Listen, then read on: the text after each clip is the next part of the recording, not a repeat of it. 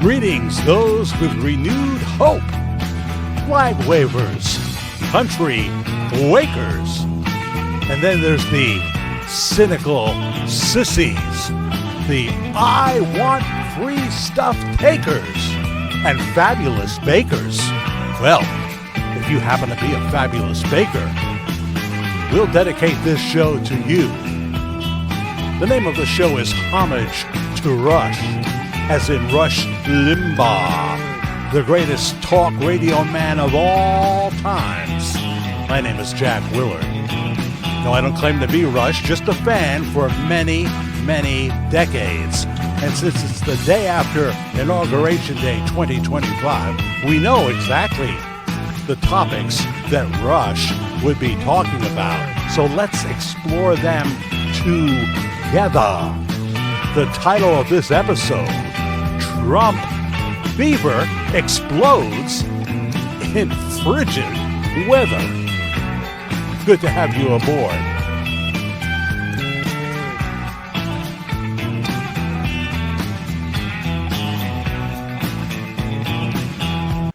So how are you? Glad you're here. It's a short show, but we're happy that you have joined us.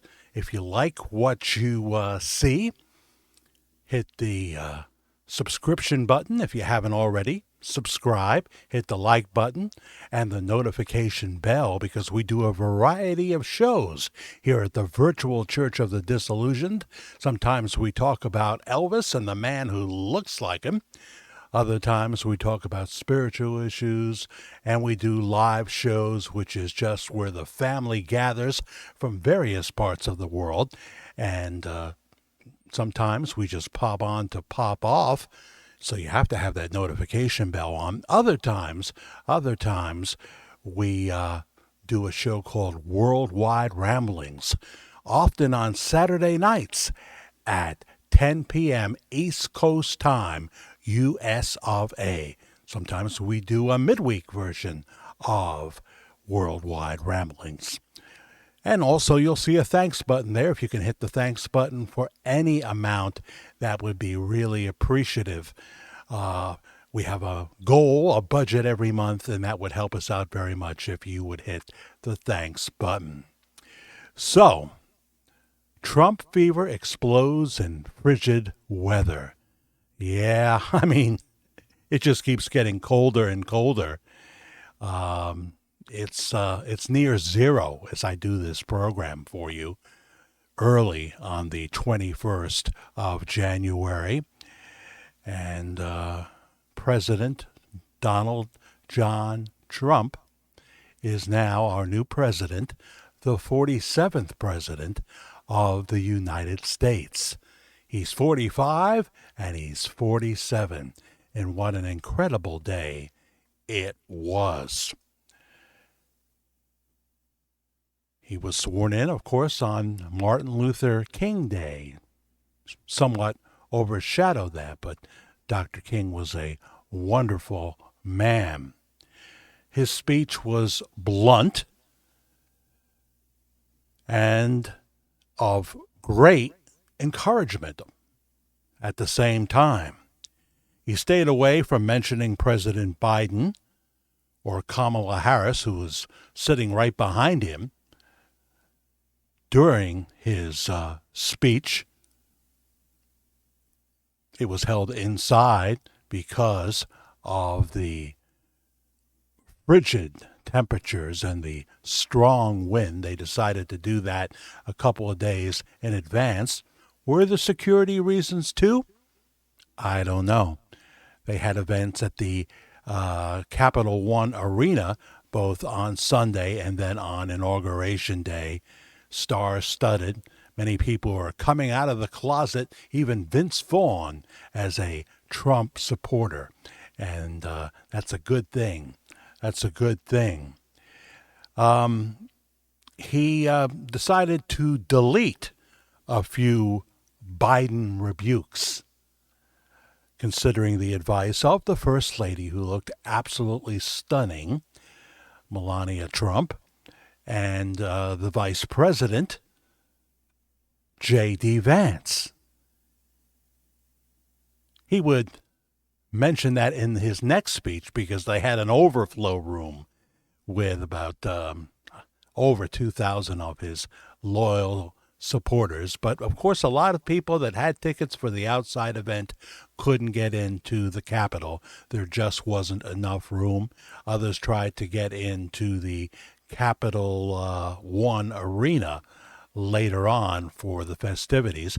And then, of course, there were a number of balls in the evening. It was a good speech. It was a good speech. It was filled with hope. He made it clear where the country had gone wrong and what he was going to do to fix it. Of course, he talked about the border. He talked about the fact that he was going to sign possibly as many as 200 executive orders during the festivities in between, some in the Oval Office, some in the Capital One Arena, some there in the adjacent room, covering many, many different things. Sometimes we got to hear what he was signing, what the content was, and sometimes we didn't.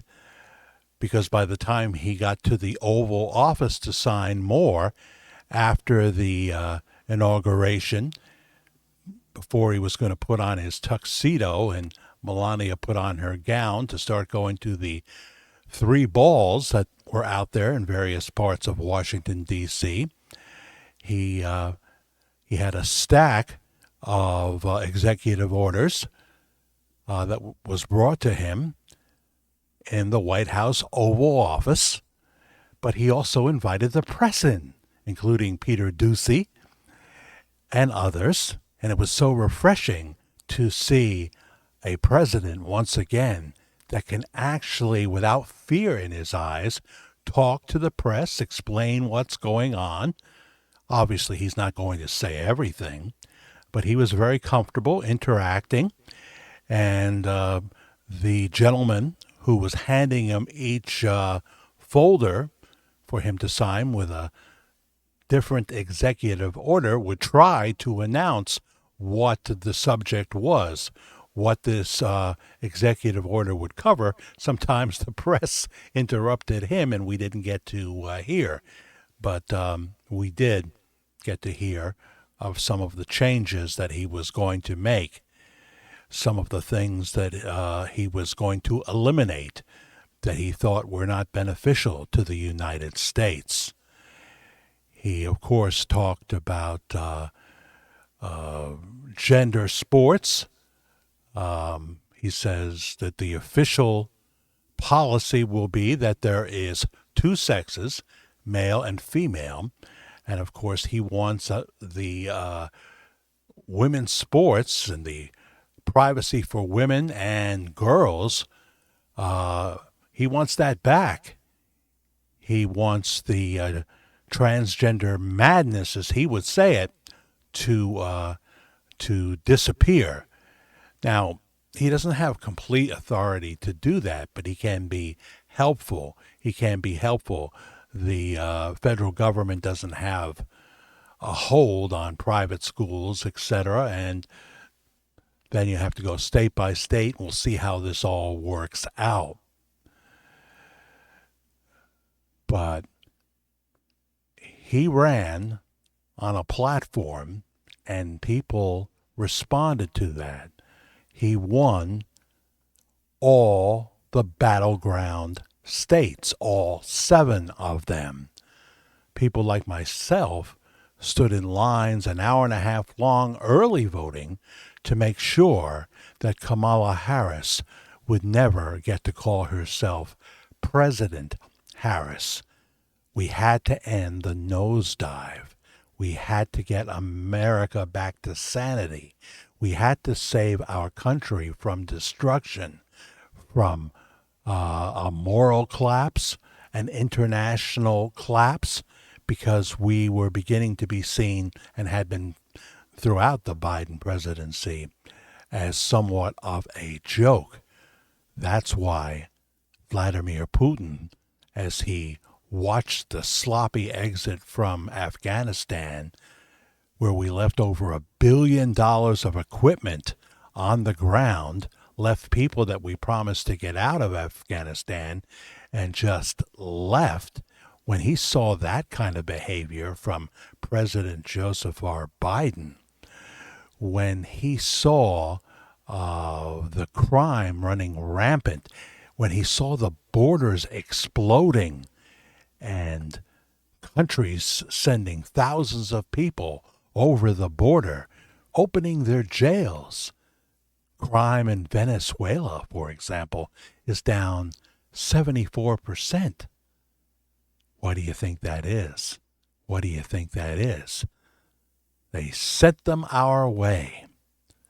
And there's been so much agony over Biden's decision to open up the border and then claim the border was closed, to have Mayorkas saying, oh, our border's closed, as millions of people have wandered into America. In the 11th hour, Mayorkas, probably thinking about his future since he is no longer, thank God, in charge of our border, try to throw Biden under the bus and say, well, we just follow what the leader wants. We follow in lockstep.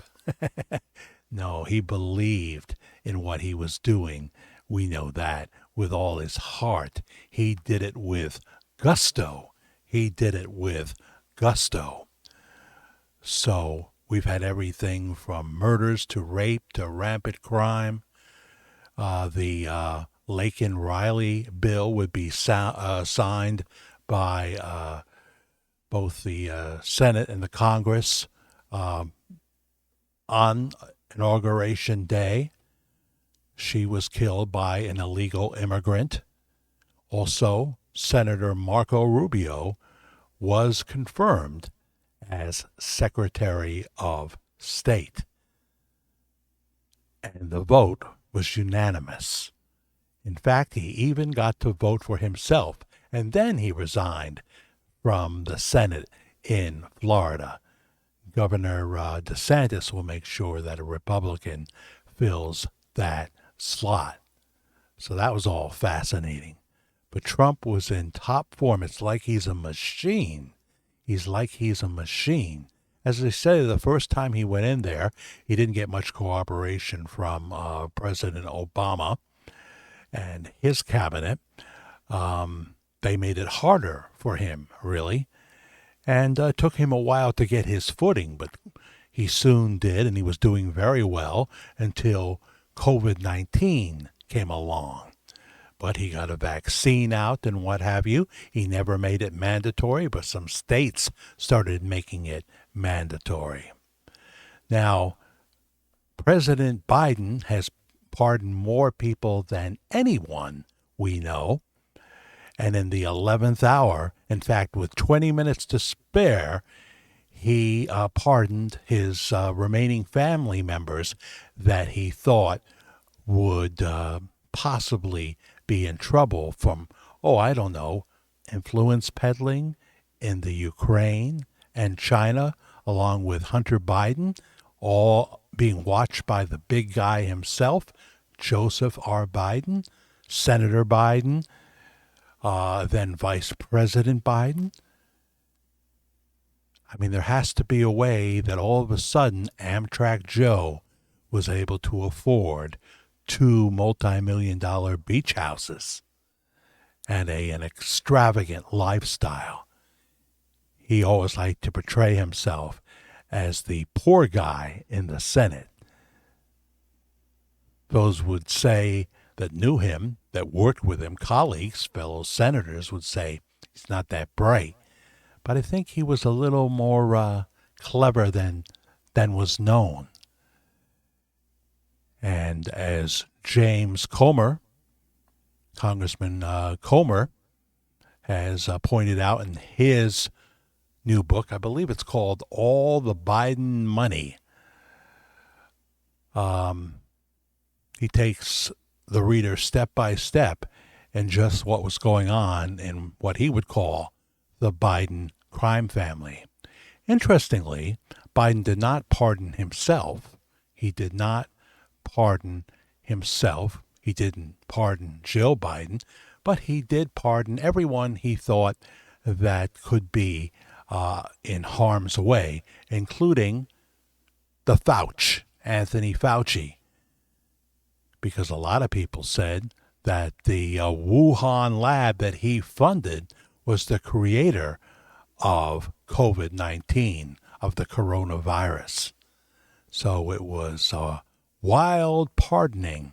Most of his family, two of his sisters, Jim Biden, who was supposedly very involved in the operations. Here we had Hunter Biden sitting on boards in the Ukraine and in China, yet not capable, not certainly experienced in what he was supposed to be doing for these countries. But they say what he was doing was selling influence with the big guy, and the big guy is Joseph R. Biden. So what do you call that when a senator, vice president, is involved in things like that? What's the word you would use? Now I'm told that MSNBC didn't even carry the president's speech after he was sworn into office. They didn't even carry it. Are they still part of the NBC family? Because that is crushing to their already very bruised credibility. Their ratings have nosedived, and they were never that high to begin with. They had a couple of people on there that got a rating, but for the most part, they were nosediving for a long time. CNN covered the speech, but of course, you've got all those people like Jake Tapper, even Wolf Blitzer, whatever is left of Wolf Blitzer, Jim Acosta, who they say may be moving to the midnight shift. He thought he was a bigwig. Well, both CNN and MSNBC are in serious trouble. Elon Musk wants to buy MSNBC. He says, how much? So we'll see what happens with that. But you had Chris Hayes on the air. Instead of showing the footage of what was going on in the Oval Office and what was going on at the various balls that the Trumps attended and the Vances attended, they figure what you want to hear is them spewing their negative BS, spewing it. I mean, for years, they did everything they could to belittle Donald Trump, make their viewers think that, oh, he will never be president again. He will never be president again. And people would tune in for that. They would tune in. They needed that reassurance.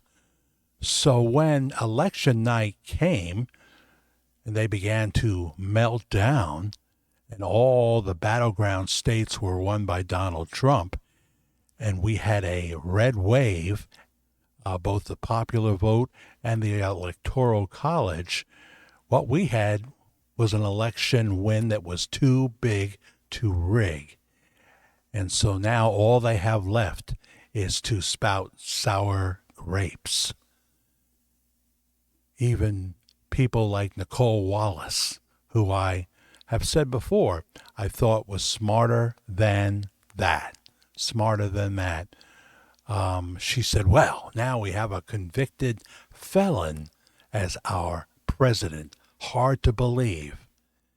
Well, those felonies were absolute nonsense. They were lawfare. And one of the laws, one of the executive orders that President Trump signed on Monday evening, the 20th of January, Inauguration night, was something that would prevent lawfare from happening in the future. Oh, they were thrilled to do that to Trump in various courts in Georgia, Florida, Washington, D.C., and of course, New York, where finally Marchand said, well, you're guilty, but there'll be no punishment, and then wished him Godspeed. So now he had to go into the office because the Supreme Court did not stop this atrocity. Specifically, Judge Roberts and Judge Coney Barrett let it happen. I understand that they normally don't want to get involved in cases that are still in progress, but the trial had ended, and they had a chance to make a statement that lawfare would not be acceptable in the United States. We knew we couldn't count on the liberal justices, but Coney Barrett and Chief Justice Roberts let America down. All it takes for bad things to happen is for good people to do nothing or do the wrong thing. Guilt by omission. But the people didn't care about the title that the progressives, the Democrats, would use. They knew full well that the whole D.A. Bragg case in New York City, where you take a simple bookkeeping error where the statute of limitations had expired and turn that into 34 current felonies, they knew that was an abomination. And they wanted Trump even more at that time. Certainly in Butler, PA, when the bullet grazed his ear and he got right up bleeding and said, "Fight, fight," as they helped him off the stage. At that moment, people like Elon Musk said, "Oh, that's who I want as my president. That's who I want as my president." That evening, I was up in Deer Park, New York, with some friends watching the Jimmy Sturr Polka Show on property that used to be owned by Reverend Sun Young Moon, a farm with lots of green grass, beautiful, beautiful place, horse stables, race horses, etc. And it was my partner Karen that texted me that Trump had been shot.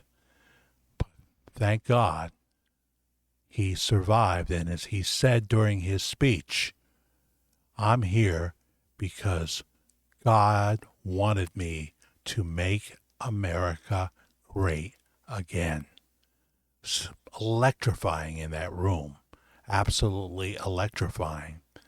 And then his speech in the other adjoining room to another large group of people without President Biden and Kamala Harris.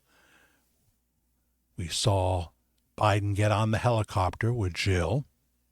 It was a wonderful thing to see them leave and to know we're not going to have to deal with Joe Biden and his horrible ideas and his horrible personality, and of course cognitive decline, which he's had for years.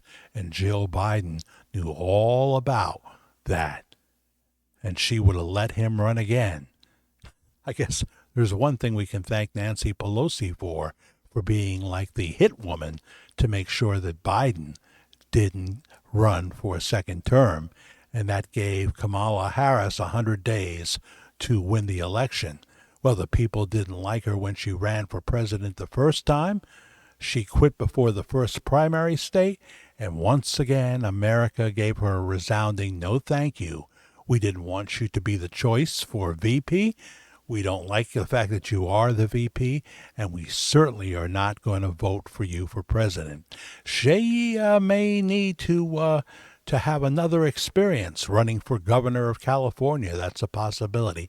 But I don't think so, because all those billionaires who donated to her fund, and she spent money like a drunken sailor, giving Oprah, of all people, $1 million to speak for her. They're fed up with her. They know clearly that people just don't like Kamala Harris, that they have decided that she is basically an empty pantsuit. Basically an empty pantsuit. So I don't think so. I think she's done, but we won't know. She may try. But I don't think she will get too far. So there's Chris Hayes, who's opposite Jesse Waters. And I just saw the clip that Fox News played, and he's saying, oh, well, you see what's going on here with Donald Trump is he's like a cult leader. And, of course, all 77 million people that voted for him, we are simply those naive people wearing the orange robe that are just mesmerized by this guru Biden. Really? Really? Oh, if he was a cult leader, he'd be much better. He'd be much sharper. You know, he'd have the skills of Anthony Bourdain or the skills of Tony Robbins. You know what I mean? He'd have a charisma that Biden never had, not even when he was, fully mentally well. We learned that Vivek Ramaswamy isn't going to be part of Doge. I had this feeling for quite a while now that he wants to be a leader. He wanted at least to be secretary of something in the cabinet. He has been a cheerleader for Trump. He was there certainly at the inauguration, but he's going to run for governor of Ohio. He wants to be the boss, you know. He wants to be in charge of something. He wants to be an up-and-comer. And if he can't be president, if J.D. Vance blocks him, he at least wants to be governor of a fine state like Ohio. He doesn't need the money. He's basically a billionaire. And now we have trillionaires. Yes, Elon Musk and the creator Mark Zuckerberg of Facebook and Jeff Bezos have hit trillionaire status. So we learned that shortly after midnight, 3 lawsuits were filed to try to block Doge and its existence, that there's no proof that it's going to be a transparent organization. We knew that Biden in his last days, one of the things he did to try to destroy the will of 77 million people, to give those people the middle finger, he appointed a bunch of federal judges. I would have thought that they would have had to have been approved by Congress and the Senate, but I guess not. So he put a bunch of woke judges, progressive judges, and they're going to try to take the president to court whenever they can. Now, the first thing he did when he sat down in the Oval Office was he pardoned over 1,500 January 6ers. He says they've all been in jail long enough. People that commit murder are not in jail sometimes as long as they have already been there. So he pardoned basically everyone, and he wants it to be an immediate pardon. And the power of the pardon is absolute. So who can say anything about president using his pardoning powers when Joseph R. Biden not only pardoned people that, or commuted the sentence of people that had murdered in cold blood, taken them off death row in some cases, and pardoned people for various crimes to the tune of more pardons than any president has ever given. President Trump says, I could have pardoned myself before I left office. I could have. At least that would have taken care of the federal charges. But they're all gone anyway. Nothing's going to happen with those. But so we'll have the January Sixers coming out of prison, and I won't go into it now. We try to keep these shows short, but I think it was valid. The president had said, march patriotically and peacefully to the Capitol. He offered Nancy Pelosi and the mayor of Washington, Bowser, 10,000 National Guard troops, or at least 500, whatever number they wanted, he would have provided. But neither Bowser or Pelosi wanted that. And that makes you think, doesn't it? That makes you think. So, the executive orders were signed. We don't know all of them. We'll get a better handle on it as the days go on. But border security is a big issue. They're going to try to block Tom Homan and his efforts. You can be sure of that. At the balls, it was exciting. Once again, the Village people showed up at one of the balls. They were really Kamala Harris supporters, but they realized that when YMCA, a song from 1973, hit the top of the charts again here in 2024, they said, well, we'd have to consider if the president were to invite us. They, at one point, were trying to get him to stop using YMCA, but they had a change of heart. So they appeared at the arena, the Capital One Arena, and they then appeared at one of the balls on Inauguration night. President Trump describes the 2025 election as Liberation Day. We are changing course. Also, he is going to reinstate members of our armed forces that were thrown out, were dismissed because they would not take the COVID-19 vaccine. He wants them reinstated, and he wants back pay. He wants them to receive back pay. And of course, Anthony Fauci now won't have to worry about any prosecution. However, Liz Cheney too, of course, we've got to pardon Liz Cheney. It's like these people actually did something wrong, actually were a part of lawfare. But they don't have to admit to that. And just because he pardoned all these people doesn't mean that that the implication is that they were up to something that was totally illegal and pure wrong. No, they don't have to do that. But they would have to testify now, since they can't be prosecuted themselves. They could not use the Fifth Amendment. They could have to be called into a hearing, a congressional hearing, and they would have to share what they know. Now, could they lie because they're already pardoned for any offenses in the future, preemptive pardons, or offenses that they may have committed in the past? That's a good story. That's a good question. Who knows? Probably a preemptive pardon. I guess Hunter Biden could do things in the future and would never be held accountable. But they want the President of the United States, the 45th President of the United States, they wanted him to go to prison so that he couldn't continue to run for the presidency.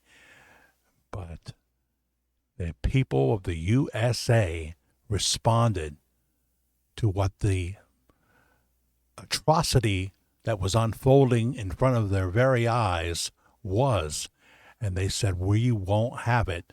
We want Donald John Trump.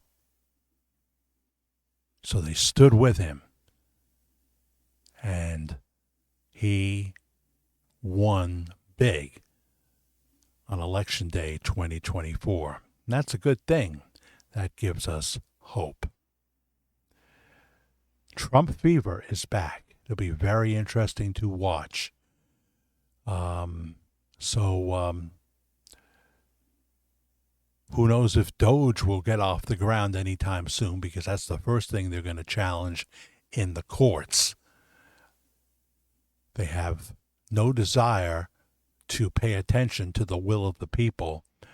The progressives, the AOCs, and those even more diabolical than her will try to stop what President Trump has in mind to make America great again. My personal email is jackthefairguy@gmail.com. Jack the F-A-R guy @gmail.com. I'd love to hear from you. Check out all our shows here at the Virtual Church of the Disillusioned. We have a large library of past live shows and our pre-recorded videos like this one. Here we are in this frigid winter. I don't know where the global warming went.